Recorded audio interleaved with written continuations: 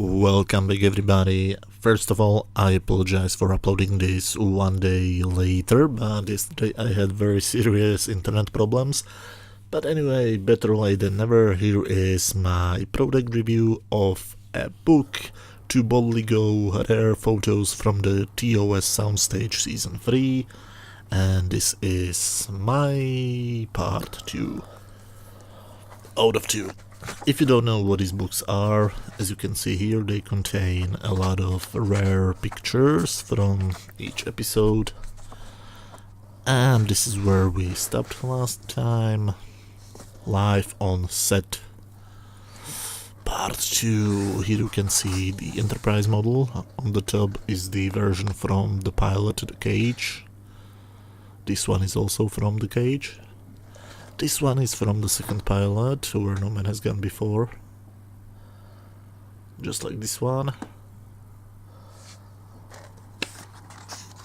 This is from the normal TV show.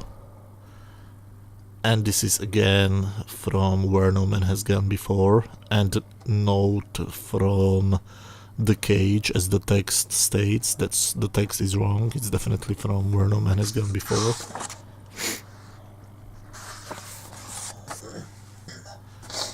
Now here you have William Shatner on his motorbike in front of a blue screen and backstage reading a script. This is Leonard Nimoy transforming into Mr. Spock.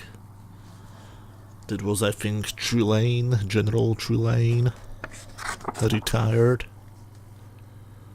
And a couple of blooper pictures and behind the scenes pictures.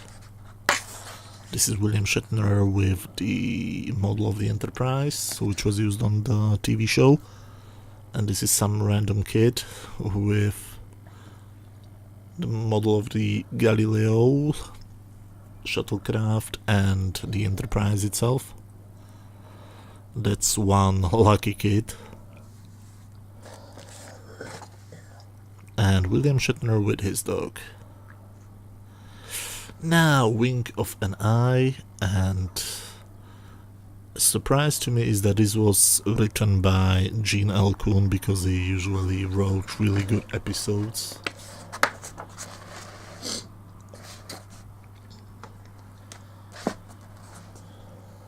The first of many clapperboard shots. This is the wonderful matte painting. If somebody has access to high quality pictures of all the matte paintings used on Star Trek, please let me know. I love those pictures, and it's a shame that they were not released officially in some book.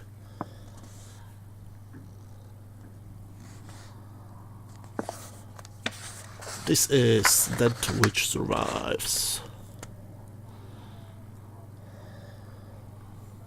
One of the slightly better episodes of Season 3, which doesn't say a lot. And the main female guest star, Lee Meriwether.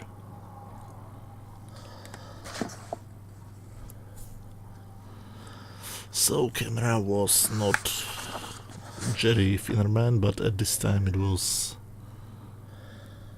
somebody else. And this is the art director. The camera was, of course, by L. Francis on all of these episodes. Now, this is Let That Be Your Last Battlefield, the famous episode with the half black, half white. The famous anti-racism episode, which I loved as a kid, but it's not very good. It's much worse than I remember. Oh my god, okay, I think this actor was way too excited to be working with William Shatner.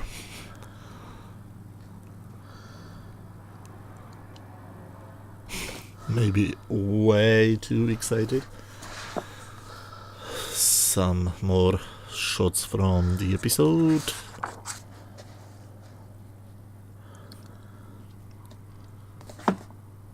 And this is Whom Gods Destroy. again one of the slightly better season 3 episodes, which means nothing because season 3 had a drastic drop in quality of stories.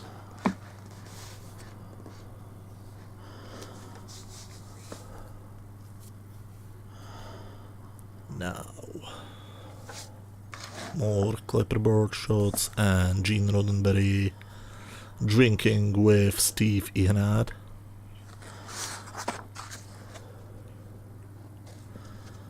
This is a rehearsal for the special effects shot with 2 William Shatners in one shot. More clappers.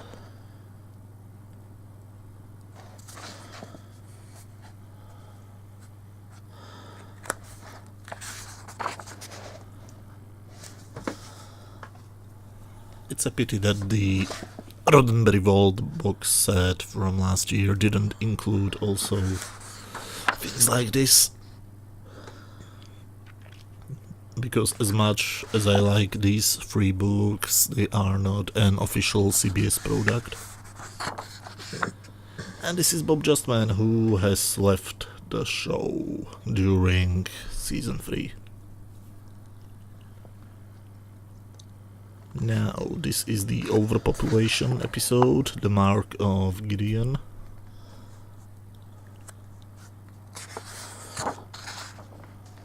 Another clapperboard shot, day 1 of production.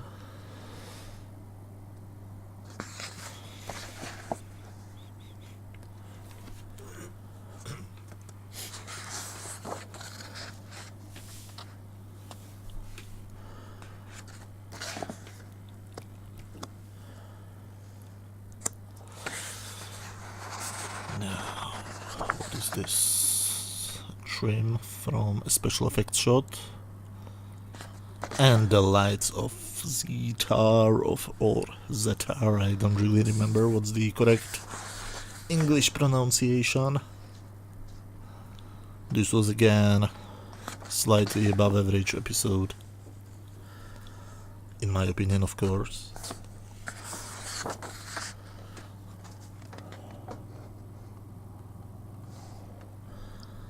With another wonderful female guest star, which was a typical thing for the classic Star Trek. More clapperboard shots.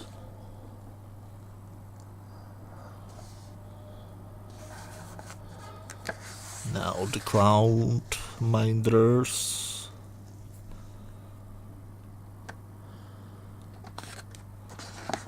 Which sounds really interesting on paper, but the final episode wasn't really that good, in my opinion again.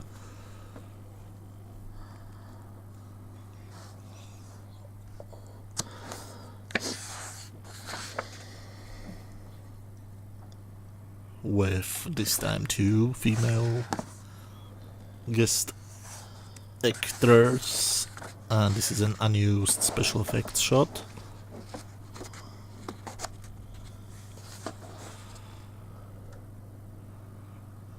The Way to Eden. One of the worst episodes of Star Trek ever, in my opinion. The only thing which is worth listening to are the songs.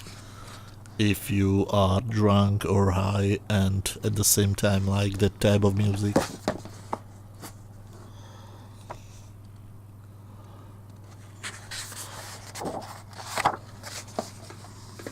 It's really sad that this is based on a script from DC Fontana.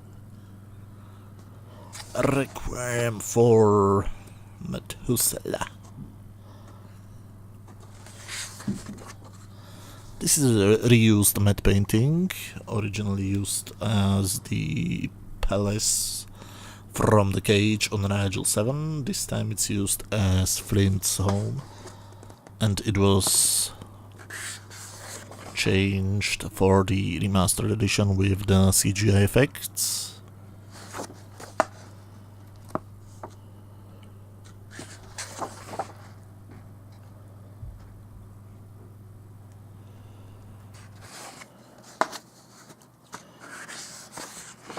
The Savage Curtain. This is really embarrassing to know that this was based on a story by Gene Roddenberry, the creator of Star Trek, because this is one of the dumbest episodes ever.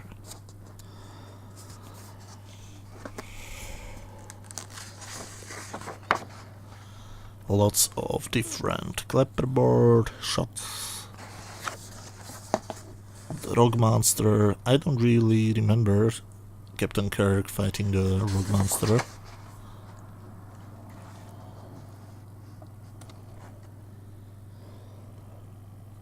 Camera L. Francis. Now, all our yesterdays. After a long time, this was the first episode of season 3, which I really liked. It was almost as good as the episodes from previous seasons. This is an explanation of the simple optical trick where Captain Kirk vanished behind the wall. Now, more clapperboard shots and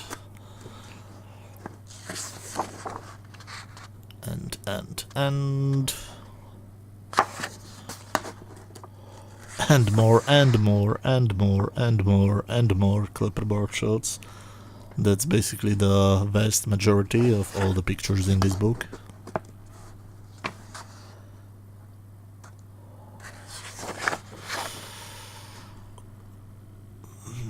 This was Zarabeth, of course, and the last episode, Turnabout Intruder, which again is really embarrassing to know that this was based on a story by Gene Roddenberry, because this is an incredibly stupid episode.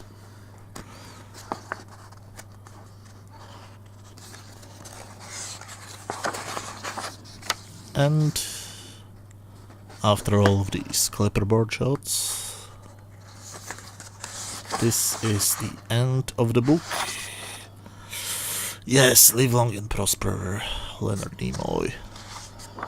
So, this was my closer look at all of the 3 wonderful books by Gerald Gurian, and really, if you like the original series, you should definitely buy all of the 3 books. They are widely available on Amazon, and I can see it very often on eBay.